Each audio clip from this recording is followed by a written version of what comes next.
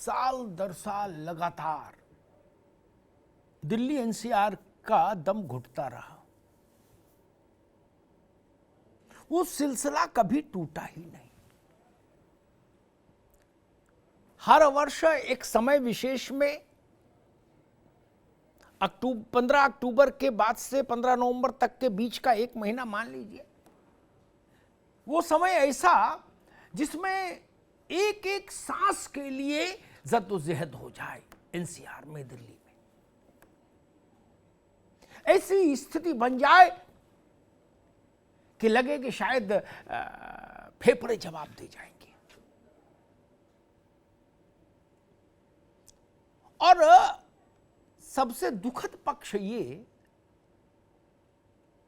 कि साल दर साल हम लगातार जैसा प्रदूषण देख रहे हैं, स्मॉग देख रहे हैं, जिसके चलते शरीर तमाम तरीके के बीमारियों से जूझ रहे हैं, अस्पताल ठसाठस भरे हुए। तो उस परिस्थिति में हमने, गिनिए जरा, संबंधित राज्य सरकारों के वही स्वर सुने लगातार, उनमें भी कोई बदलाव नहीं। केंद्र की सरकार के भी वही सुर, हमेशा कोई बदलाव नहीं। नौकरशाहों का भी वही अंदाज, कोई बदलाव नहीं।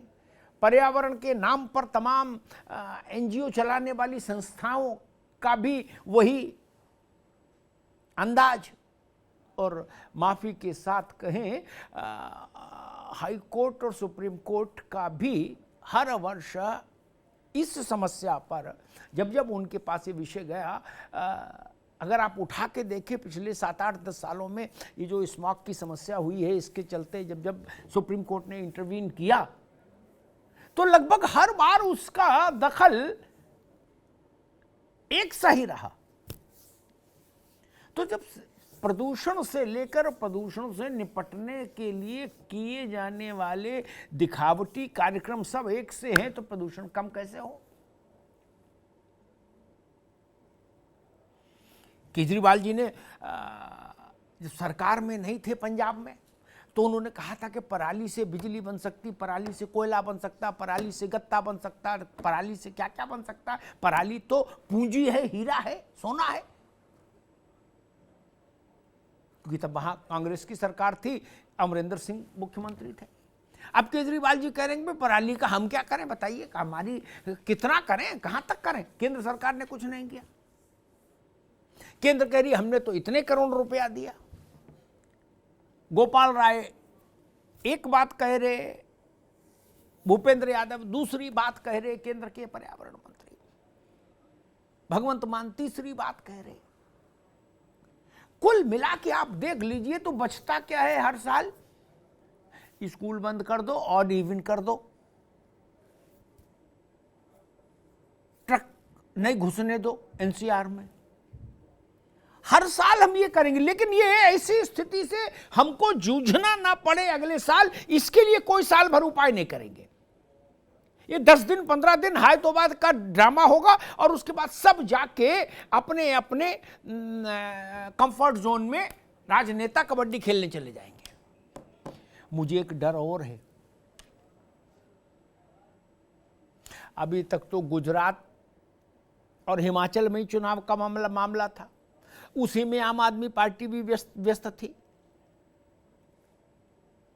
अब तो आज शाम को जब हम आप बात कर रहे हैं, अभी घंटा भर पहले दिल्ली के चुनाव आयोग ने एमसीडी की चुनाव की तारीखें भी घोषित कर दी।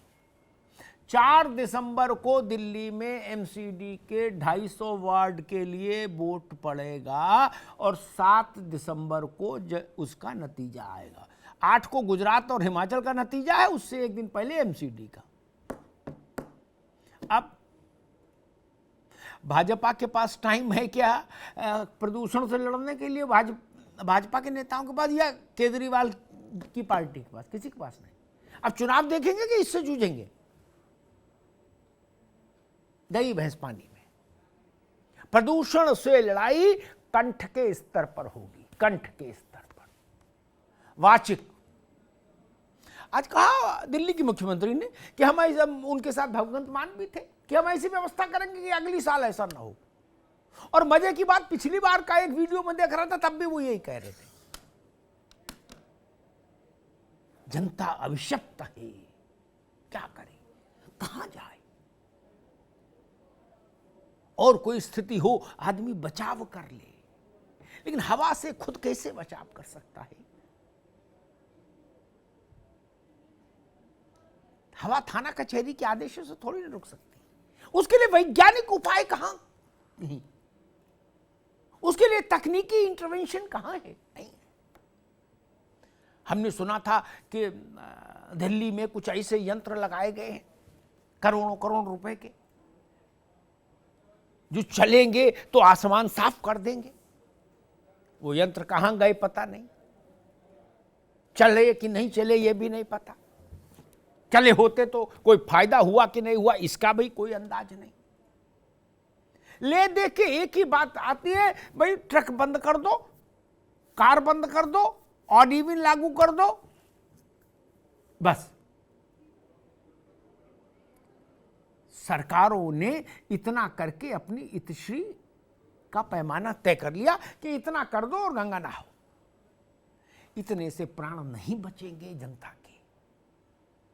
और ये जो फेफड़ों पर आज जो संकट है ना, ये संकट केवल ये नहीं कि आज आपकी जान बच गई तो आप कोई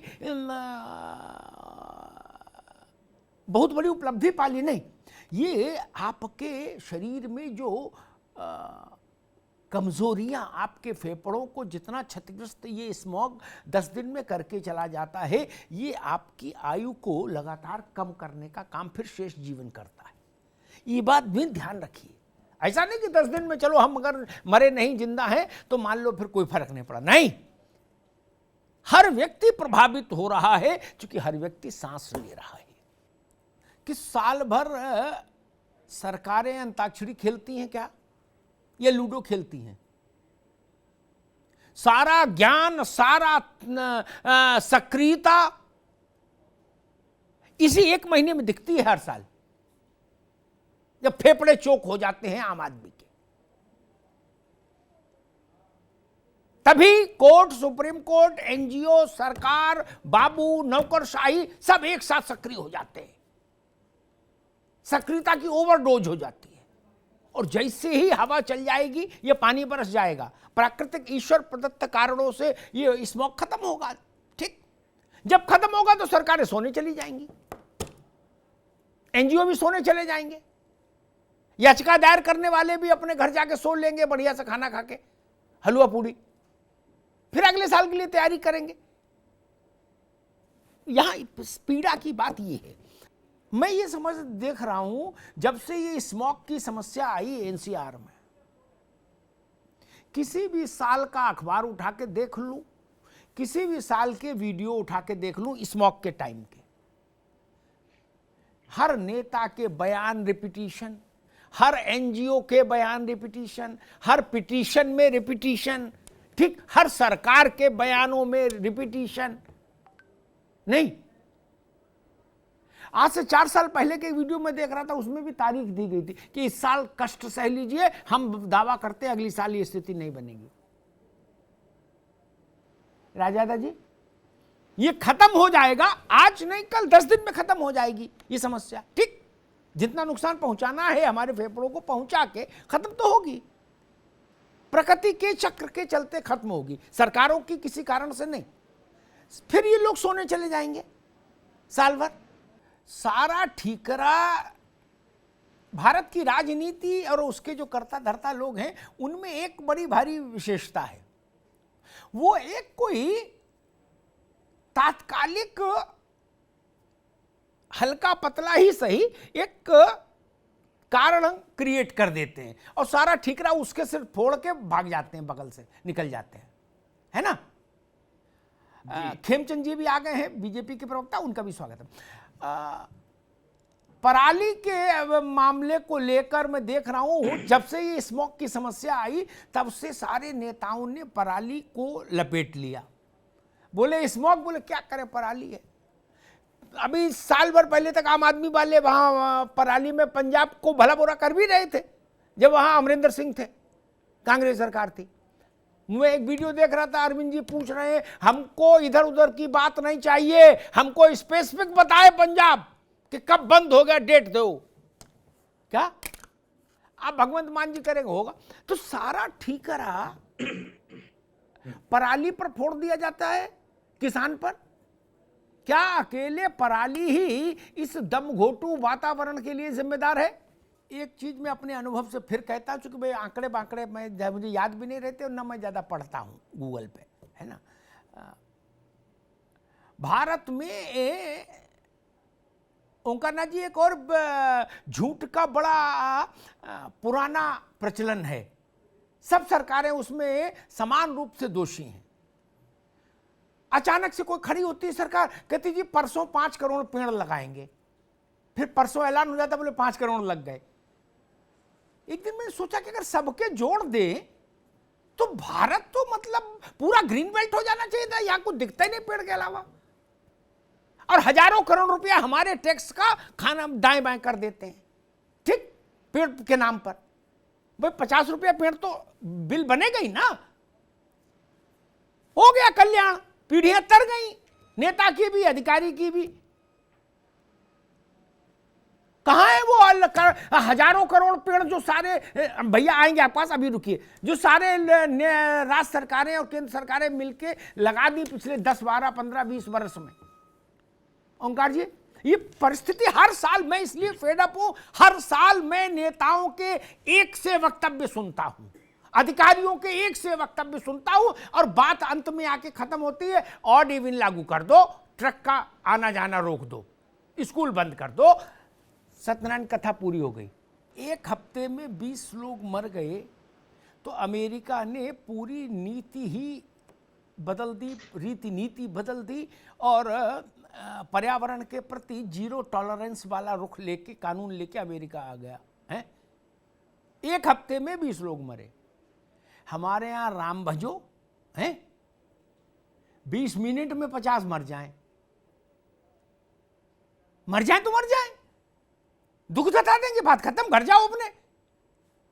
मोरबी में 20 सेकंड में, 20 सेकंड में, 20 मिनट में नहीं, 20 सेकंड में 160-65 लोग घोषित तौर पर दिवंगत हो गए। अभी कितने पानी में है पता नहीं, क्या हो गए तो हो गए। क्या कहा उसने जाके अदालत में, मैनेजर ने? हम क्या करें साहब, भगवान की मर्जी, तो हम नीति क्यों बनाएंगे? ये भी तो समस्या है। सिद्धार्थ जी, आपसे मेरा सवाल ये मित्र, भारत में, ये केवल आपकी पार्टी के लिए, सबके लिए कह रहा हूं, भारत में एक ये बड़ी भारी समस्या है कि यहां कठिन से कठिन विषय का नोबेल प्राइज विनर के बराबर ज्ञान रखने वाला राजनेता हो जाता है अगर वो विपक्ष में हो, उसके पास सब समाधान होते हैं, क्या? और सरकार में आते ही वो क्लास का सबसे भोंदू बच्चा बन जाता, कहता है क्या कहा, 2 दूनी 4, अच्छा देखते हैं, अभी किताब लाते हैं, समझते हैं 2 दूनी 4 होता कि नहीं, क्या? और जब विपक्ष में होता है तो पाणिनि हो जाता है, जेमिनी हो जाता है। नहीं, पराली सोना है, मैं नाम नहीं लूंगा, कौन बोले, पराली सोना है, पराली चांदी है, पराली हीरा मोती है, पराली से बिजली बनेगी, कोयला बनेगा, गत्ता बनेगा, सत्ता बनेगा, कपड़ा बनेगा, लत्ता बनेगा, मैं सब बना सकता हूं। तो आप नहीं बना सकते, हटो, हमको लाओ, हम बना देंगे। क्या कौन लोग बोलते हैं? और जब जनता ला देती है तो कहते अब हम क्या करें पराली का। सिद्धार्थ जी, ये बड़ा फेडअप करने वाला मामला है यार। नहीं, एक ही बयान हर बार देते हैं, बिल्कुल बिल्कुल, और आप लोग ये नहीं सोचते कि ये 10 दिन का मसला नहीं है मेरे मित्र। मैं ये पी रहा इसलिए, ये भारत की जनता को, उसकी आयु को लगातार कम करती है हर साल का स्मोक। ऐसा थोड़ी कि जो बच गए तो कोई नुकसान नहीं हुआ, जो बच गए वो भी 10-20% फेफड़े तो दे ही आए आपको, नहीं? सिद्धार्थ जी, क्या होगा? वो ज्ञान आप लोगों का चला कहां जाता, मैं नहीं समझता हूं। ज्ञान का तो ईवीएम से कोई मतलब नहीं होना चाहिए। अगर आप हर समस्या का समाधान विपक्ष में जानते हैं तो सत्ता में आने के बाद उसको क्यों नहीं अप्लाई करते हैं, ये मैं पूछ रहा हूं। ये देखो बड़ी कठिन कठिन बातें हैं। रियो दी जिनेरियो फिनेरियो, मंडावली में जो आदमी कुलचे बेच रहा है वो जाने रियो दी जिनेरियो। अब मैं आ रहा हूं खेमचंद जी, थोड़ा अपने को वार्म अप कर लीजिए हैं। मेरी ने अभी नहीं, ओंकार जी अभी नहीं, सिद्धार्थ जी के वक्तव्य पर मेरी 2-3 छोटी छोटी बातें हैं। मैं ये शिकायत ही नहीं करता, जो बात अब आम आदमी पार्टी ने आज जो पोस्चर लिया कि अकेले का मामला नहीं, सबको साथ आना होगा, उसका भौगोलिक विस्तार दे दिया का पूरे उत्तर भारत का है। हालांकि उसमें भी मेरा इंप्रेशन दूसरा है, मेरे पास तथ्य दूसरे हैं। जो एक कलर देने की कोशिश हो रही है कि भजनपुरा से लेके और पटना तक एक ही सा स्मॉग है। No, not at all. Delhi में 700 तक जा रहा है AQI, और बाकी जितने पटना में सब 350 के अंदर है उत्तर भारत, ठीक। और दिल्ली और NCR में 500 के लपेटे से सब ऊपर है। इसलिए ऐसा भी एकदम झाड़ू नहीं लगे, वो ठीक नहीं। मैं कतई बहस में नहीं पड़ता। अभी खेमचंद जी से भी वही बात करूंगा। अरे रुको भाई ओंकार जी, अगर केजरीवाल जी ने ये नहीं कहा होता पिछले वर्षों में, अगर अरविंद केजरीवाल ने पिछले वर्षों में ये नहीं कहा होता कि मुझे पंजाब का शासन दीजिए, मैं पराली की समस्या करके दिखाऊंगा, पराली सोना है, तो मैं उनसे नहीं कुछ कहता। खेमचंद जी, यही शिकायत आपसे, आप लोग भी विपक्ष में होते हैं तो सब जानते हैं, सत्ता में होते हैं तो मैं गंभीर चर्चा तक नहीं सुनता। जनता कहां जाए भाई? कोरोना था, समझ में आया कि वो एक ऐसी प्राकृतिक आपदा थी, एक ऐसी आपदा थी जिसमें कोई सरकार क्या करती। लेकिन ये तो लगातार चल रहा है, साल दर साल गंभीर होता जा रहा है, और सरकारें हर साल 10-15 दिन अपनी सक्रियता दिखाती हैं और फिर जनता को छोड़ जाती हैं। सिद्धार्थ जी, बाकी जब आप सवाल होंगे आप करिएगा, लेकिन एक चीज मुझे पूछनी है। जो आपने दिल्ली में एक वो बनाया रासायनिक द्रव्य, ठीक, जिसकी बड़ा विज्ञापन भी हुआ था, बाद में लोगों ने कहा कि वो बना 50 लाख का 5 करोड़ विज्ञापन में लगा दिए। खैर, वो जो बनाया था आपने सोल्यूशन है, वो पंजाब में डलवा देते हैं तो ये बवाली नहीं होता? नहीं, वो कहां गई कट्टी केन जिसमें भरा था ड्रम, लगवा देते पंजाब में? नहीं, जो तुरंत गला के खाद बना रही थी पराली को। स्मॉग जब तक ये जाएगा तब तक MCD चुनाव सर पे आ जाएगा वोट, ठीक। अभी तो जाने रहा स्मॉग अगली सुबह, ठीक। अब की ठीक से पेंच फंसा है, ठीक। फेफड़ों के दर्द के बीच में, उखड़ती सांसों के बीच में दिल्ली वोट करने जाएगी MCD में। तब सबके दावों की परख हो जाएगी, क्या बीजेपी कह रही सच्ची, कितनी सच्ची बात, और कितनी सच्ची बात आम आदमी पार्टी कह रही। आलोक वर्मा जी, जब एक सोल्यूशन ऐसा बना दिए थे दिल्ली में डिकम्पोजर, ठीक, तो फिर वो पश्चिमी उत्तर प्रदेश से लेके हरियाणा से लेके और पंजाब तक सब जगह फुहारा मार देते, फुचाड़ा, तो ये झंझटी खत्म हो जाता नहीं, और खाद अलग बन जाती। आलोक वर्मा कह रहे हैं नीति सही नहीं होगी तब तक समस्या का समाधान नहीं होगा। मैं इसको तब्दीली करूंगा, मैं कहूंगा नियत ठीक हो तो समस्या का समाधान कल सुबह हो जाए। नीति तो भारत में इतनी है जितनी होनी नहीं चाहिए। दुनिया किसी देश में इतनी नीति नियम कानून नहीं। हम एक ही बात में तो दुनिया में अव्वल हैं, नीति नहीं बना देते हैं, नियम ठोक देते हैं 10-20 नए हर वक्त। जितना मोटा हमारा संविधान, इतने में तो दुनिया के सारे विकसित देशों के संविधान आ जाए। हमने 10-5 मुल्कों के, बड़े बड़े मुल्कों के संविधान उठाए और उसमें से कहा भाई इनका ये ले लो, इनका ये ले लो, तो वो महाभारत सब बन गया। ये भी समस्या है। आ रहे खेमचंद जी, नीतियों की जरूरत नहीं, नीति सब ठीक है। खेमचंद जी, जो बात आलोक वर्मा कह रहे हैं ना, लाइन से इतने ज्यादा मलिहाबाद जो दुनिया भर में प्रसिद्ध है आम के लिए, ठीक, भारत नहीं दुनिया भर में प्रसिद्ध है वहां का आम दशहरी, वहां इतने ये अंतरराष्ट्रीय स्तर पर भट्टा खोलो अभियान क्यों चला दिए भाई? क्यों परमिशन दी गई?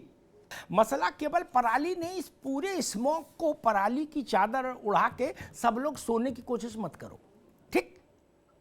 ये ड्रामा मुझे कतई सख्त ना पसंद है। मैं 100 कारण बता दूंगा पराली के अलावा, उनके लिए कौन जिम्मेदार है? अमिताभ बच्चन, जिनका किसान से भी कोई लेना देना नहीं, दूर दूर तक, ना ग्रीन बेल्ट, ना येलो बेल्ट, ना ब्राउन बेल्ट, कोई बेल्ट ही नहीं। ऐसे 100 कारण बता दूं, उनके लिए कौन जिम्मेदार है? ओम राजादा जी, ये 10 दिन का रथ जगह है, बड़े बड़े भाषण होंगे, बड़ा बड़ा ज्ञान विरेचन होगा, और जैसे ही हवा चल जाएगी भगवान की दया से, ये बूंदाबांदी हो जाएगी, ये झंझट खत्म हो जाएगा, सब तकिया लगा के सो जाएंगे, मतलब तकिया लगा के सो जाएंगे, मतलब अपने मूल कर्म में वापस चले जाएंगे, सियासत। और ब्यूरोक्रेट अपना ये काजू बादाम खाने में लग जाएंगे, मीटिंग शीटिंग करने के नाम पे। बस यही होता है। और यही क्या होना चाहिए ताकि इस हर साल के सांस रोको कालखंड से हम निजात पा सकें? मुझे 3 बातें बताइए जो आपको लगता हो जरूरी है। मैं सिद्धार्थ जी और खेमचंद भाई दोनों से एक ही प्रश्न पूछूंगा, चूंकि मैं समझ नहीं पा रहा, उसका बड़ा मैंने शोध किया, अर्थ तो मैंने लगा भाई अपने राजनीतिक मित्रों से पूछूं। अच्छा ये बताओ भैया, मैंने बड़ा खोजबीन करने की कोशिश की, अब 35 साल में तमाम नेताओं और तमाम सरकारों को देखा, केंद्र हो चाहे राज्य हो, दोनों से पूछो, इसलिए दोनों लोग जरा टेंटेटिव होकर, मतलब अटेंटिव होकर सुन लीजिएगा। सबसे ज्यादा मारा मारी होती है पोल्यूशन कंट्रोल बोर्ड की चेयरमैनी पे। क्या उनसे पूछो बंजर भूमि विकास का मंत्री बना दें कितना? क्या मछली पालन दे दें? बोले ना ना, छी छी। बोले हमें तो निगम में भेज दो, प्रदूषण कंट्रोल बोर्ड। मैं समझना चाह रहा हूं, पहले सिद्धार्थ जी आपसे, फिर खेमचंद जी आपसे, यही सवाल होगा, बड़ा मासूम सवाल है, आप जैसे विद्युत जन उस पर को रोशनी डालेंगे कि आखिर इसमें ऐसा क्या है कि बड़े बड़े सुल्तान इसके लिए माथापच्ची करते हैं कि भाई पोल्यूशन कंट्रोल बोर्ड की चेयरमैनी मिल जाए। वहां तो पराली का मसला होगा, धूल धक्कड़ का, उसके लिए संघर्ष होता है क्या ये सिद्धार्थ जी? प्रदूषण पर कंट्रोल बोर्ड, क्या हर राज्य में मारा मारी, हर जगह मारा मारी, क्या इसमें ऐसा कुछ है क्या? ये टकसाल है आरबीआई की कंट्रोल बोर्ड, या नोट छपते हैं? क्या है मसला, क्या है? जरा कुछ प्रकाश डालो भाई। और ओम राजादा खामोखा उम्मीद पाले बैठे कि ये नीति लागू कर देंगे तो प्रदूषण बंद हो जाएगा, वो नीति लागू कर देंगे वो प्रदूषण नहीं। अरे केंद्र चाहे उनसे नहीं, केंद्र का ही मसला नहीं भैया राजादा जी। अब महाराष्ट्र में प्रदूषण कंट्रोल बोर्ड महाराष्ट्र के हिसाब से चलेगा, यूपी में यूपी के हिसाब से चलेगा, केंद्र क्या करेगा उसमें? ये भी एक मसला। खेमचंद जी, मैं पहले बस इस बात पर टिप्पणी करो कि प्रदूषण कंट्रोल के नाम पर जो एजेंसियां हैं उनमें कुछ तो ल्यूक्रेटिव है, कुछ तो चुंबकीय आकर्षण है, बड़े बड़े संतों का ईमान डोल जाता है, मैंने देखा। क्या एक बात कहूं, ये जो झांव झांव दिख रही ना आपको, इसी झांव झांव के चलते हम प्रदूषण जैसी समस्या से लड़ नहीं पा रहे, जूझ नहीं पा रहे। जीतना तो छोड़ ही दीजिए, जब लड़ ही नहीं रहे तो जीतेंगे क्या खाक? मेरा अपना आकलन है, भारत प्रदूषण की समस्या से अभी किसी स्तर पर नहीं लड़ रहा। जो कुछ थोड़ा बहुत भगवान की कृपा से हो रहा है वो हो रहा है। बड़ी कड़ी बात है लेकिन सच्ची बात है। मसला हमारे यहां के सिस्टम क्या है, छोटी सी तंग गली में, रिहायशी इलाके में केमिकल की फैक्ट्री डाल लो, ठीक, पॉल्यूशन खूब फैलाओ, विस्फोट हो जाए, 150 मर जाए, चिंता नहीं, लक्ष्मी चढ़ाते रहो, मौज लो। लेकिन हम पर्यावरण के लिए इतने सचेत हैं कि नदी में कोई फूल डालता मिल गया गेंदे का तो जेल भेज देंगे। ये क्या तरीका है? ये क्या दृष्टिकोण है? ये आपके पास कोई समझ है क्या पर्यावरण की? नहीं है। नदी में फूल डाले वो जेल जाए और सबकी छाती पर केमिकल बनाने वाली फैक्ट्री खोल दो।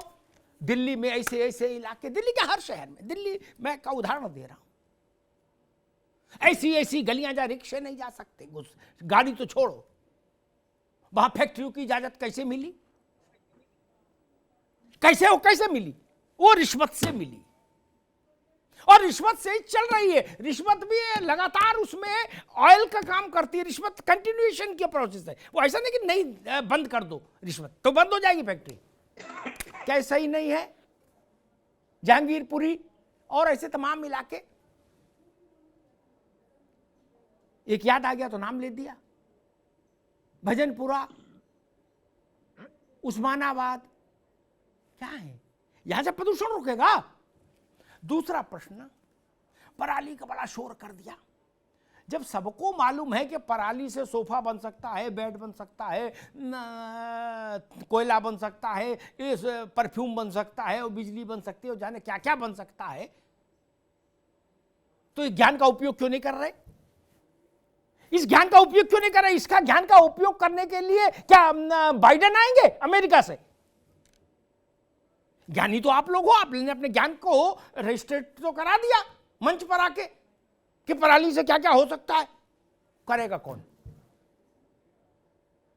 भूखों मरते किसान से अपेक्षा करे क्या? नहीं, वो अमानवीय होगा। तीसरी बात, आपने जितने तरह के टैक्स, चाहे राज्य की सरकार हो चाहे केंद्र की, मेरा भाव तो एक ही, जितने तरह के टैक्स आपने लगाए सब दे रहे हैं माई बाप। अब बता दो, अगर ये भी दिल में हो कि सांस लेने का भी टैक्स है भैया, वो भी देंगे, सांस तो लेने दो कम से कम, बर्तन बेच कर देंगे, बता दीजिए कि भाई सांस लेने का भी टैक्स लगेगा, यही कर दीजिए। हम मान लेंगे कि आजादी की इतनी बड़ी विकास यात्रा में हमने ये पाया। ये यही चाहते हैं क्या? ये रास्ता ठीक नहीं। आप सोच नहीं सकते जिनके घर में बुजुर्ग हैं, जिनके घर में बच्चे हैं, वो किस परिस्थिति में रह रहे। हमारा आईक्यू क्या है? टकराव का लक्ष्य, टकराव का कारण ढूंढने के लिए राजनीति में जो लोग हैं वो घूमते हैं। एक अवैज्ञानिक किस्म की थ्योरी क्या दी गई? जी दिवाली से पोल्यूशन बढ़ गया। आपने एक देश के बड़े वर्ग के मानस को चिढ़ा दिया, चिढ़ाने की कोशिश की। दिवाली बीते तो कितना दिन बीत गए, 700 AQI कैसे हो गया? ये तुमको बताएगा? ये 700 तो 24 को भी नहीं हुआ था जिस दिन दिवाली थी। कैसे हो गया? आपको पता ही नहीं पूंछ किधर है, मुंह किधर है समस्या का। आप इधर से गेंद फेंक रहे हो, वो उधर से गेंद फेंक रहे हैं, और जनता बेवकूफ बन रही है। ये बात ठीक नहीं। लोगों के जिंदगी से जुड़ा मसला है, जिंदगी से जुड़ा, और इसमें कोई नीति अनीति, पावर पॉइंट प्रेजेंटेशन, ब्ला ब्ला, कॉन्फ्रेंस, सेमिनार, ये पैसा खाना हो तो कर लो, एनजीओ के जरिए कुछ माल पानी बनाना हो तो कर लो, लेकिन उनसे उनकी जरूरत नहीं किसी की। अनुमति, किसी भी कारखाने को, उद्योग को अनुमति देने के समय नैतिक रूप से सही रहिए, पर्यावरण की समस्या नहीं पैदा होगी। हम अनैतिक होते तभी तो समस्या पैदा होती है। बोले भाई किसकी फैक्ट्री है? अरे बोले अपने आदमी है। बोले दे दो परमिशन, यही ना होता है। या किसकी फैक्ट्री है? बोले साहब वो 10 डब्बा मिठाई दे गए। बोले तो भी दे दो, यही ना है। सच्चाई तो यही है। कहीं भी जूता बनाने की फैक्ट्री खुलवा देते हो। दूसरी चीज देखिए, खेमचंद जी और सिद्धार्थ जी 2 लोग सरकार के प्रतिनिधि हैं, उनको संबोधित करके कह रहा हूं,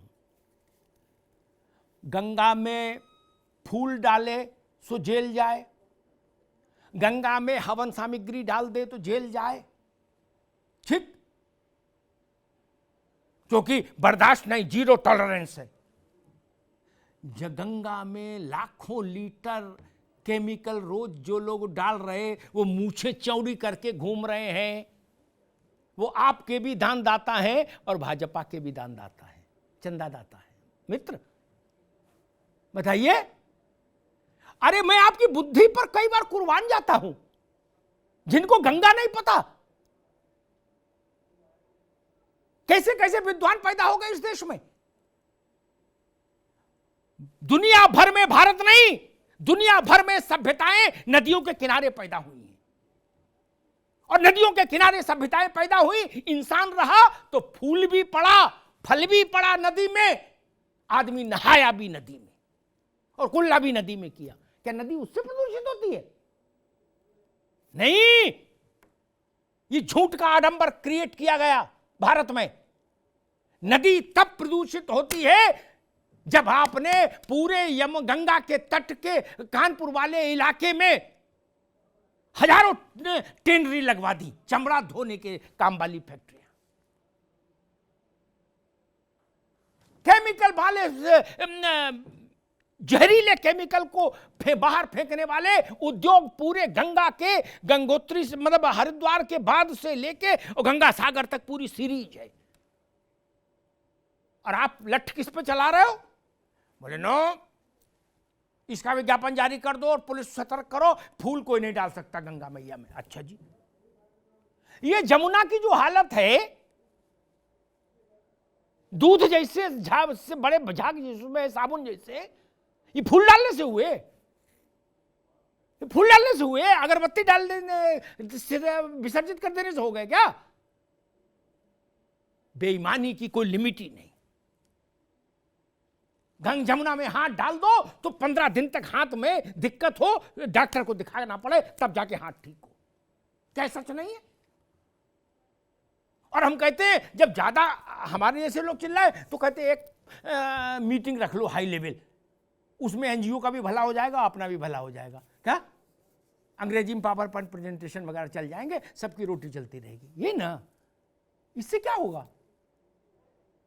पावर पॉइंट प्रेजेंटेशन की जरूरत कहां है लैपटॉप की भाई मेरे?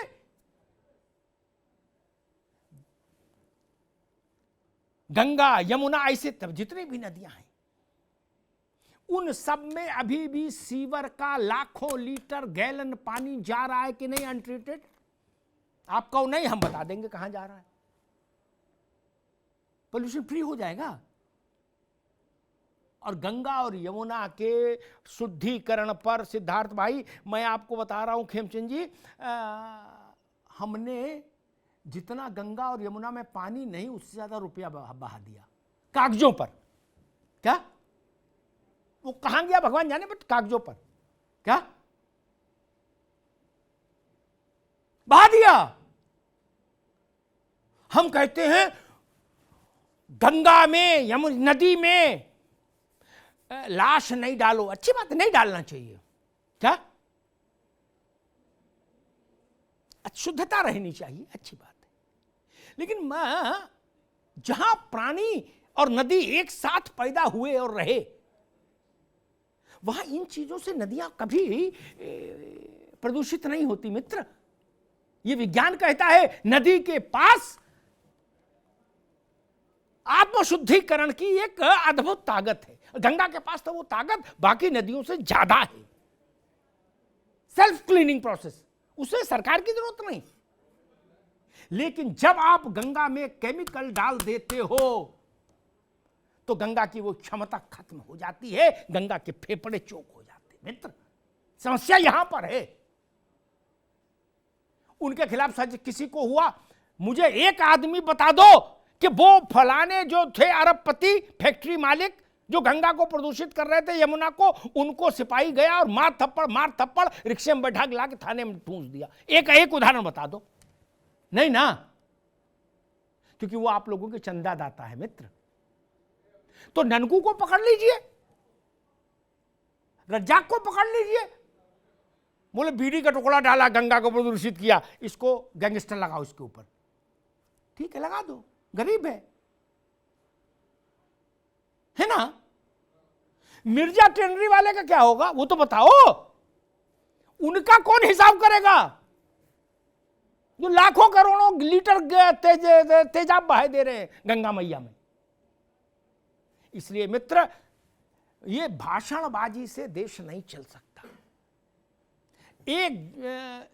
एक दिन सत्ता ये तय कर ले कि नहीं, एनफ इज एनफ,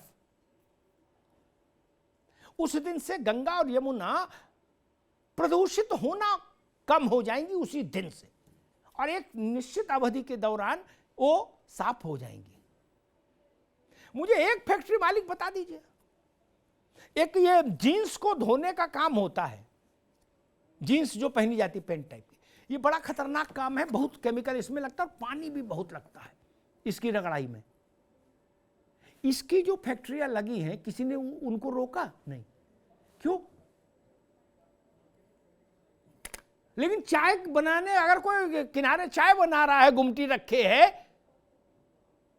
तो उसके जाके लठ दे दो, उसको गिरफ्तार कर लो, बोले ये गंगा में प्रदूषण कर रहा था, गंगा के बगल में चाय बना रहा। अच्छा जी, ऐसे काम नहीं होगा। ये देश की सांस का मसला है, देश की सेहत का मसला है। सारा विकास तब तक बेकार हो जाएगा जब तक देश के फेफड़े काम नहीं करेंगे। मित्र, कोरोना ने हमको सिखाया है, कोरोना केस के बाद किसी मीटिंग की जरूरत है? कोरोना में गंगा यमुना को प्रदूषित करने वाला सिस्टम हमने रोक दिया था, सिद्धार्थ बाबू खेमचंद जी, है ना? हमने क्या, ईश्वरी ने रोक दिया था, लॉकडाउन लगाना पड़ा क्या? 1 रुपया का सिक्का डालते थे, सिक्का वैसे ही दिखता था, चेहरा सामने खड़े हो जाओ चेहरा दिखता था, नीला पानी था, बिल्कुल था ना?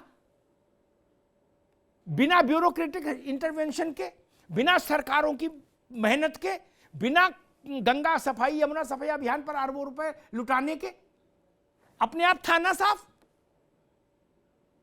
आसमान बिल्कुल भव्य था कि नहीं था? चंडीगढ़ से हिमालय दिखता था कि नहीं दिखता था? ग्रेटर नोएडा में 20वें मंजिल 30वें मंजिल पर जाकर खड़े हो जाओ किसी अपार्टमेंट में तो ताजमहल दिखता था कि नहीं? कैसे? आज तो पड़ोसी की छत नहीं दिख रही। 1 भी रुपया नहीं लगा था, 1 भी रुपया किसी सरकार का नहीं लगा था। वहां से सीख लीजिए कि प्रदूषण से मुक्ति में पैसे की बात नहीं, पैसा तो दूसरे कारणों से है, मिष्टान्नम मधुरम प्रेम, अन्यथा सिर्फ गंदगी रोक दीजिए, आसमान भी साफ हो जाएगा, पानी भी साफ हो जाएगा। धन्यवाद।